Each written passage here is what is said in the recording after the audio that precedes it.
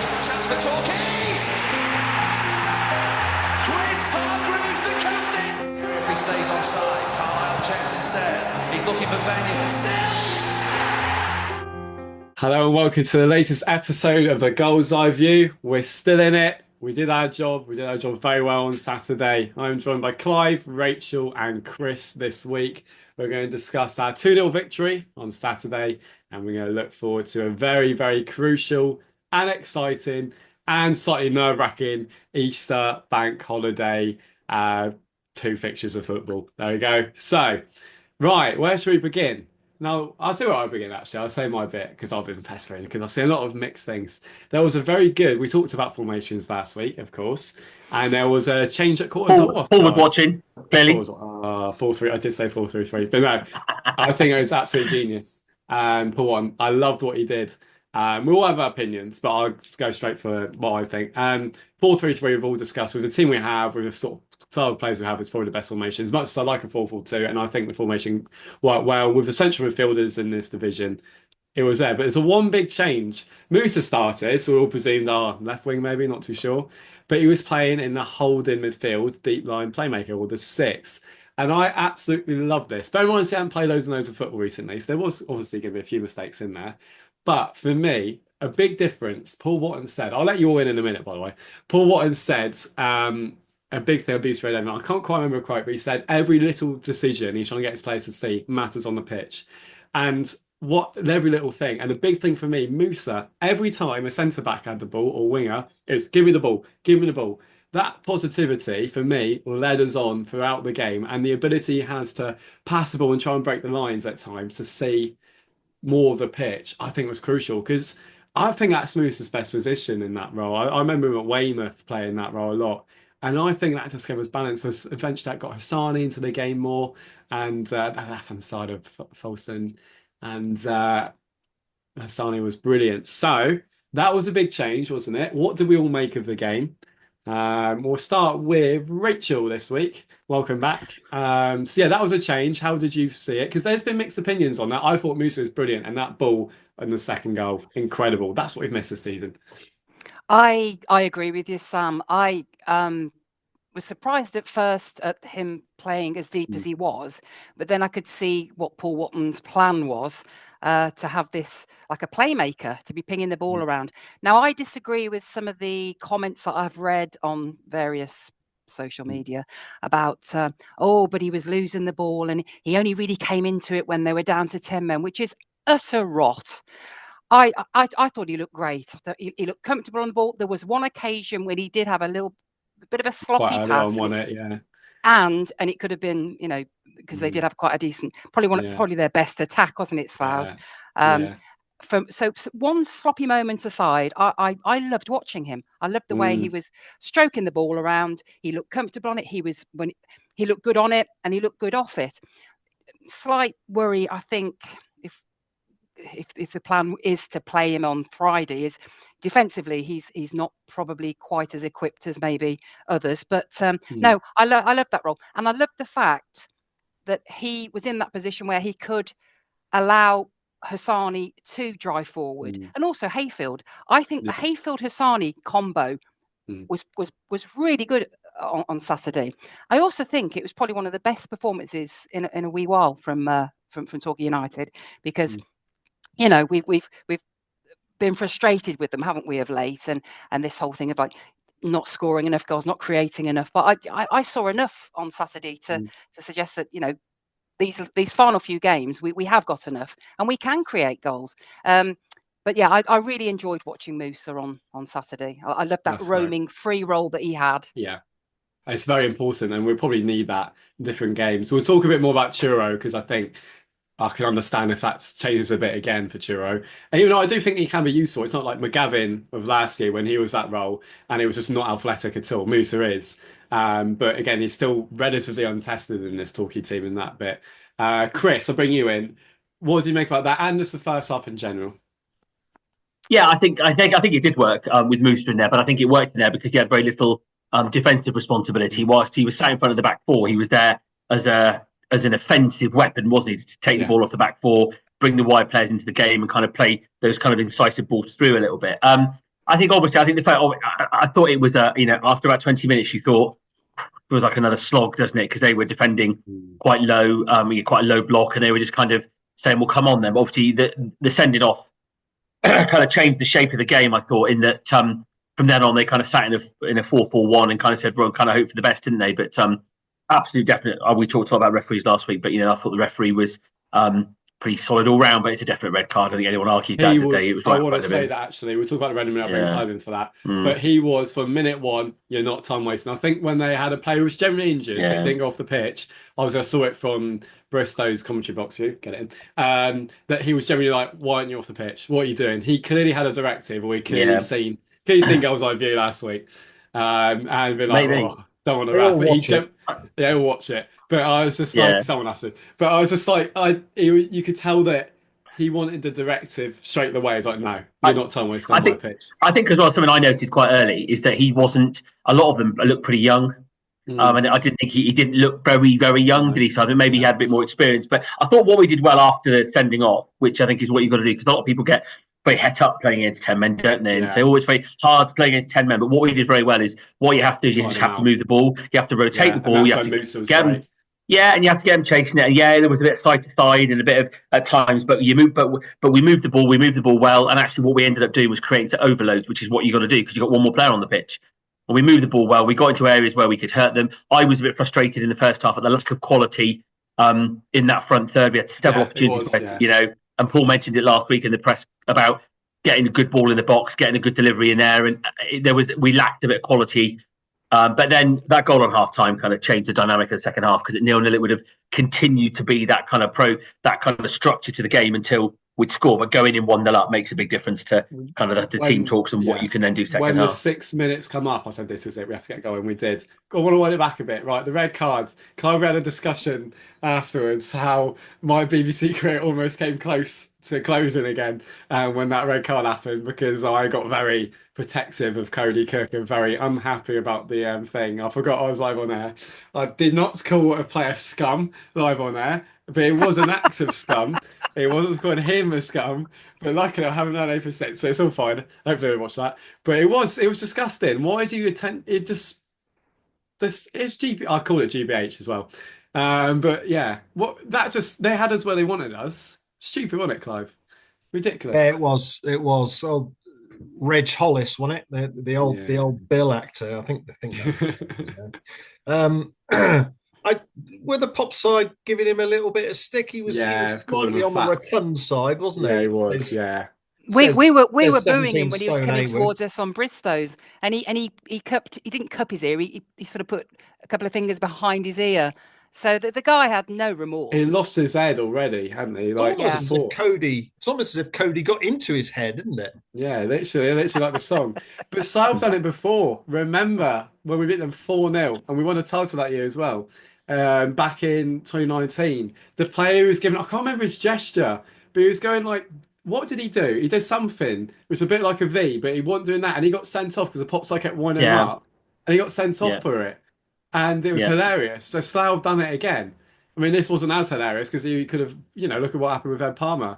Luckily, he didn't make the contact that could have done. But it's just coward. He was a coward. You did say that quite rightly in your commentary, Sam, as well. That, everybody screams and it's all good fun when the guy gets up in it. Obviously, everybody's happy. He's had his red card. We've had our little minute of theatre.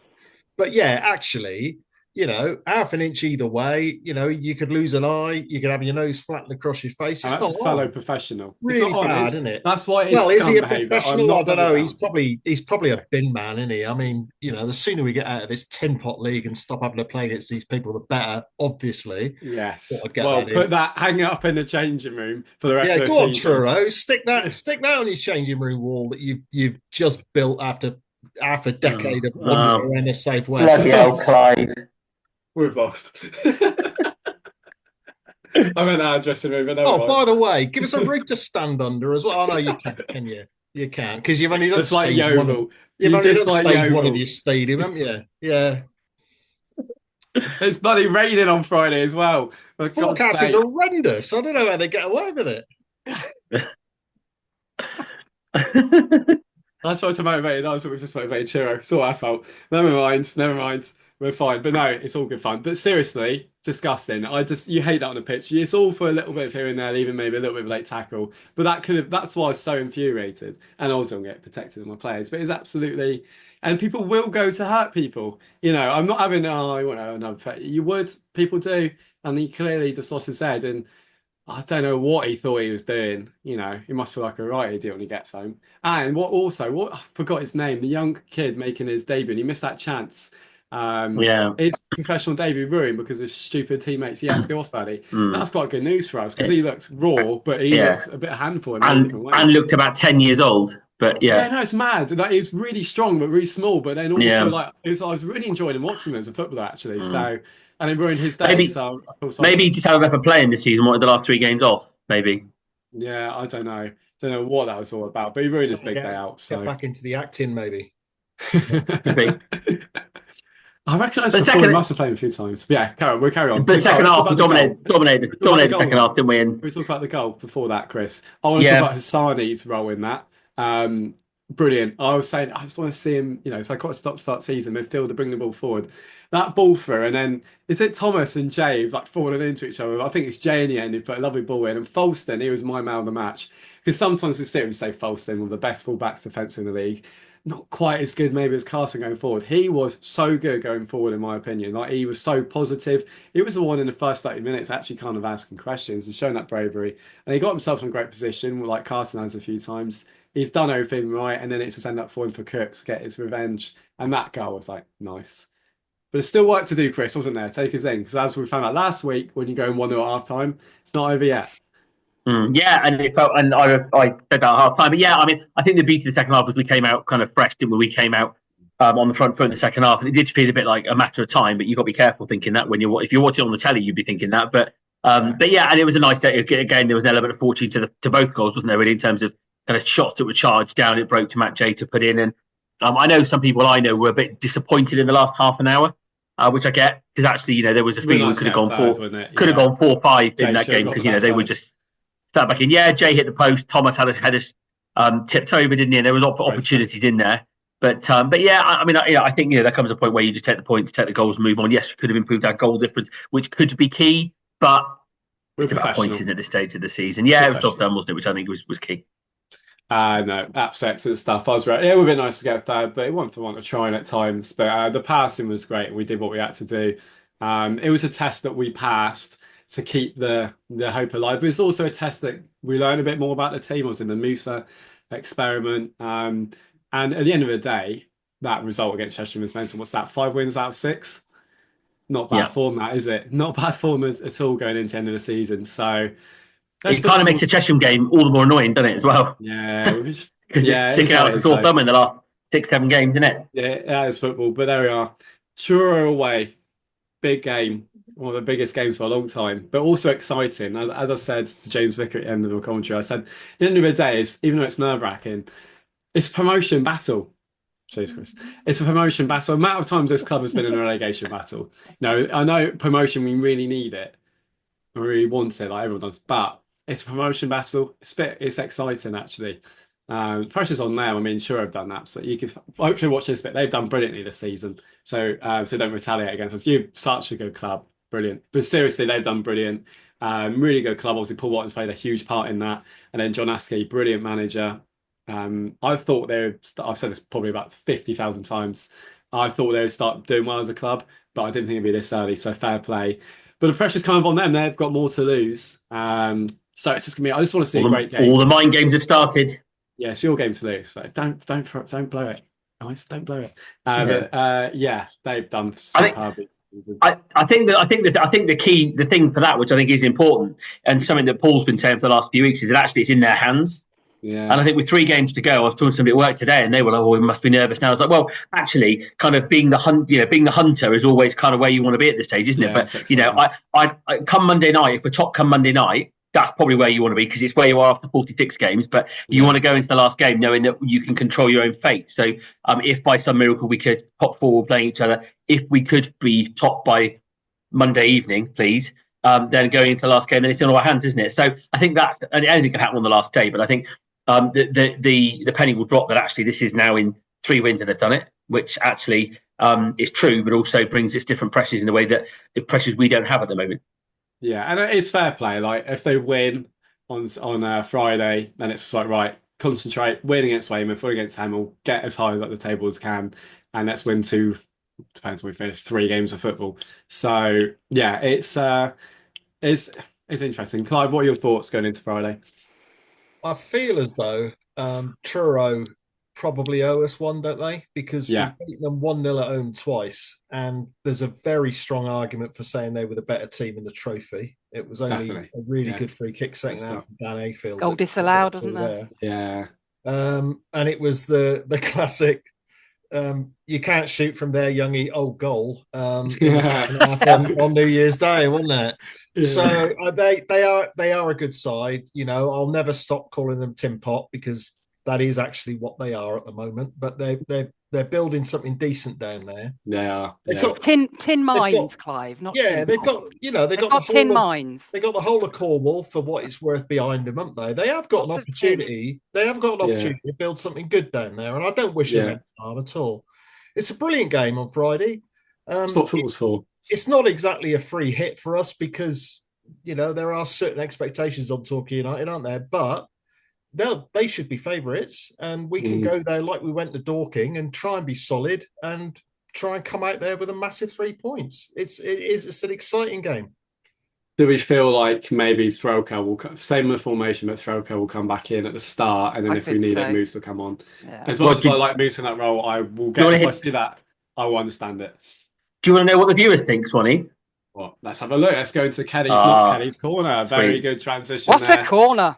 What's a corner? Hopefully one of those again. Yeah. Oh, it's bad news is you got me in the corner again this week. So shout out to Tommy this evening. I prefer Jordan Young taking them, to be honest, mate. Yeah, okay, well, fair enough for you. Well, let's see what we can do. So we got first comment comes from Nick Potkins, who is a regular contributor on Facebook. So thank you for your comments, Nick. Again, he said throw code in for Musa just to shore up the midfield, and he would choose Jenkins Davis for Hassani. Which is interesting from the conversation we've just had. So keep crossing the fingers, keep believing. He says, which is obviously absolutely. So the idea of Jenkins Davis in instead of Hassani is an interesting one. So moving on to They're X. Both quite similar, but right now I'll go Hassani. Yeah, but Jenkins Davis can bring a lot. I'm a big fan of Jenkins Davis. Yeah. So Ollie on X has done a really posh virtual formation, which is very posh. I have to say. So I know. So he's saying 4-3-1-2. He would be selecting with Hayfield, Jenkins Davis, and Hassani is the 3, with Jay in behind Young and Cook. So with the comment of that central midfield is highly in debate. Musa, Jenkins Davis, Ashia, and Threlkeld. He's gone for Jenkins Davis because one, he tends to step up in big games. 2, he's more of a leader than anyone I've mentioned and isn't slow like Musa or Threlkeld. So that would be an interesting change of shape again. Mel says I can see Oscar in for the Moose as the only change. GM, whoever that is, says they'd rather have WJD, and then Mel comes back and says he thinks Watton will prefer Threlkeld in there, which there's a fair bit of agreeing on. Ian Hayward says he would go with a bench of Carson, Palmer, Threlkeld, Jenkins, Davis, and Zanzala. So that would be Carson back into the squad as an option off the bench, which wasn't there last week. Chris Braun says I think that one change would be Jenkins Davis for Musa. We need to go for it, nothing really to lose. Would have taken playoff at the beginning of the season, which I think is probably true. Hello to our very own Joe Uggs from Talky Talk, who said he would go Threlkeld for Musa, Krask for Thomas, and bring the Moose on for the last 30. Cook up top with Jay and Young just playing off him. Threlkeld to sit with Hayfield and Hassani doing the legwork. 2-1 Torquay. Ooh. First prediction there. Alan Wills. Lovely to hear from you as always, Alan. I think he'll go back to Krask, assuming Krask's fit, but Clive can find out that for us at the press conference, after giving him a rest on Saturday. Midfield could add more experience with Threlkeld than I would play Hayfield and Hassani, with the front 3 of Young, Cook and Jay, who pick themselves. Some bloke called Byhorse says, I think Hassani did enough on Saturday to keep his place. None of the midfielders totally convinced me. So I'll sit on the fence and hope that Paul gets a bit of luck with whomever he picks. I'd keep Thomas at right back. Off the Line blog says we've got the best record versus the top 7 of any side in the top 7. On that alone, I trust him implicitly in making the right decision. Wow, absolutely. So thank you for all of your thoughts as always. Yeah, certainly that conversation about shape and structure that we had last week is kind of there again as to whether Musa will stay there. But I can't I like the idea of Musa in there, but I can't see it for an away game like of this stature because there's going to be a defensive responsibility that just wasn't there at the weekend. I think he could be good enough, but I think it'd be us just to try leave him on the bench maybe to bring him on if we need a goal. But I like the idea because it's a different story, isn't it? It is a different story. No, thank you everyone for writing in, watching, everything. Thanks those who listen and subscribed. Actually, we got to 700 subscribers last week, Tom tells me. That is fantastic. So there we are. Predictions. Amazing predictions. Yeah, I almost forgot. Sorry, I'm gonna go 2-1 Truro. I think it's going to be 1-1, and we'll walk away just thinking about what might have been. Really, such a positive tone. I'll let Rachel have one more minute to think.